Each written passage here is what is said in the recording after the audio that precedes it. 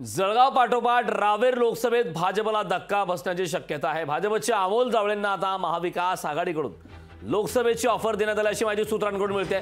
रक्षा खडसेंना उमेदवारी मिळाल्याने अमोल जावळे नाराज आहेत। जावळेंच्या नाराजीचा राष्ट्रवादी शरद पवार गटाला आता फायदा होऊ शकतो आणि तेच आता महाविकास आघाडीकडून त्यांना ऑफर मिळालेली आहे।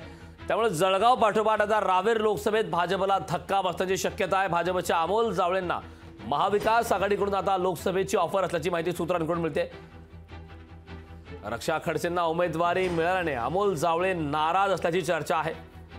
जावळेंच्या नाराजीचा राष्ट्रवादी शरद पवार पक्षाला फायदा होऊ शकतो। त्यामुळे भाजपसाठी आता जळगावनंतर रावेरमध्ये मोठा धक्का बसण्याची शक्यता आहे। रक्षा खडसे यांना उमेदवारी दिल्यानंतर जावळे हे नाराज असल्याची चर्चा होती।